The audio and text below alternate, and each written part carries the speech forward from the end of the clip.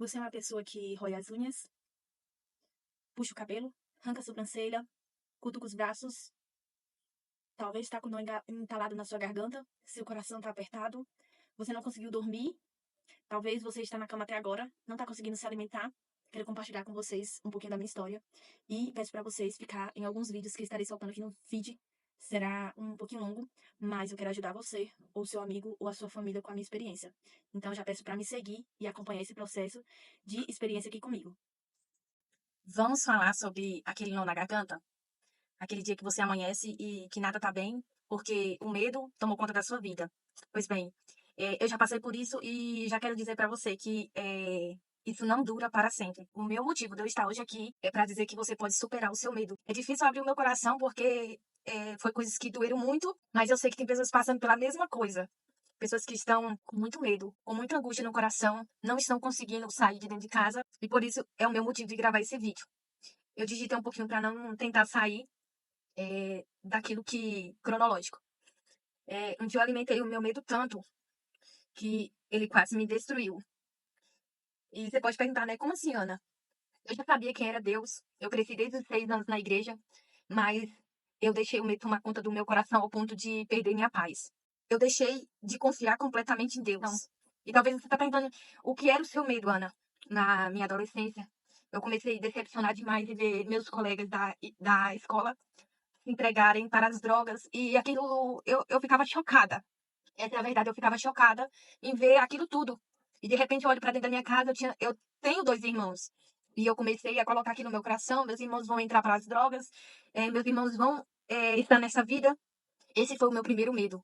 Tinha outros medos, mas esse foi o gatilho do meu primeiro medo, com que fez que corroesse a minha alma. E o pior de tudo é que ninguém sabia. Ninguém sabia porque estava somente aqui na minha mente. E talvez é assim, talvez você tá sorrindo para um monte de pessoas, mas por dentro só você sabe o nó que está na sua garganta. Você sorri para os outros, mas dentro só você sabe. E eu só chorava. Eu chorava muito porque eu não conseguia compreender o sentimento de medo que estava me corroendo. Embora eu estivesse presente nos cursos, eu estava sendo tomada por este medo. Então, foi crescendo e crescendo e crescendo muita angústia. Chegou um ponto tão forte que eu comecei a parar de comer.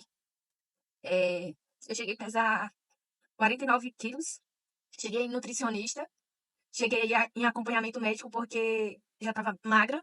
Não me dava prazer de comer. Eu comia sim, eu não ficava sem comer, não me deu doenças em relação a alimentar, mas eu perdi o prazer em um determinado tempo sobre se alimentar. Era como se tudo que eu fosse comer me desse vontade de vomitar porque eu não tinha prazer em comer. Eu choro assim porque eu fico pensando quantas pessoas não passam por essa mesma coisa e naquele momento eu não tinha para quem eu recorrer. Até então, minha mãe não sabia exatamente o que passava na minha mente porque eu não se abria com ela. E foi piorando, até que eu comecei a me isolar. Todas as atividades que a igreja programava, eu queria ficar em casa. Eu queria ficar em casa porque quando eu estava no meio de todo mundo, era como se eu não tivesse ninguém além de Deus ali. E aquilo me doía muito, muito, muito, muito. Eu lembro que uma vez eu fui para um congresso. é, Agora minhas colegas que se assistir vai lembrar. Porque isso eu não comentei com ninguém. Tô falando agora. Eu lembro que eu fui uma vez para um congresso muito gigante, no ginásio. Eu vou deixar até uma fotinha aqui, ó, das pessoas que estavam. E nesse dia foi muito difícil. Eu decidi ir mesmo assim, porque eu sabia que aquilo não era normal, de eu querer ficar em casa. Mas aquele aperto do meu coração tava demais, tudo tava muito ruim. Eu não me encaixava mais em nada. Era como se nada fizesse graça pra mim. E essa fase foi uma fase em que é uma fase do jovem, em que ele tá ali com a sua timidez. Eu era muito tímida.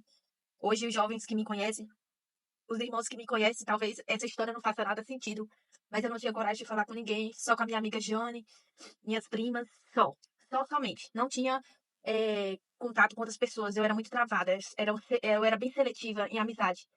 E também aquele sentimento de solidão, de não ter relacionamentos, fase da adolescência ali, de hormônio e tudo, aquilo tudo veio um turbilhão na minha mente e tudo me deixou muito confuso. Veio problema familiar também, me deixou muito confuso. Então, tudo isso aqui encheu a minha mente e eu já não sabia mais confiar. Eu comecei a não permitir ter novas amizades, a não confiar nos outros com medo de frustrações. E tem muita gente hoje em dia que faz isso por medo. E esse medo, ele me destruiu. Foi um processo não tão longo, Foi um processo não tão longo, mas suficiente para me causar danos. E agora eu quero falar sobre os gatilhos que trouxeram para mim. Nessa fase, no ano de mais ou menos 2009, eu falei para vocês que a minha mãe começou a ver, né? E começou a me ajudar da forma que dava. E eu tentei me esforçar o máximo que deu para eu conseguir sair daquilo. E um dos gatilhos que já estava tocando no meu corpo era roer unha. Então, um apelo que eu faço para qualquer mãe que estiver me assistindo, qualquer avô, qualquer tia, não veja roer unha como algo normal que não é. Se o corpo fala, é porque a mente, o coração já tá gritando. E eu roía a unha, e naquela época, eu não culpo a minha mãe de maneira nenhuma. Hoje a gente tem muito conhecimento, naquela época a gente não tinha celular, a gente não tinha internet em casa, só uma televisão. Nem na minha casa tinha televisão, pra vocês terem ideia. Então, assim, o conhecimento era quase nada. Não tinha quase nada. Então, as unhas minhas estavam gritando, pedindo socorro. E depois, eu parei de roer a unha por outro gatilho, que foi...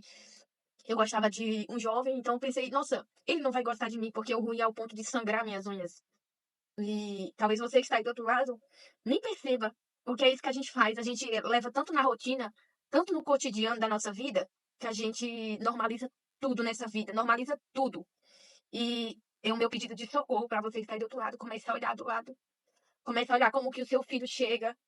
Comece a olhar como que o seu filho se alimenta. Dê importância a esses detalhes. Porque esse detalhe faz muita diferença.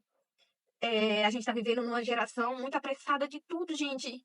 A gente não consegue mais ter tempo de qualidade um com o outro, e isso faz total diferença. Por isso que o nosso corpo, ele grita. É isso, nosso corpo, ele grita.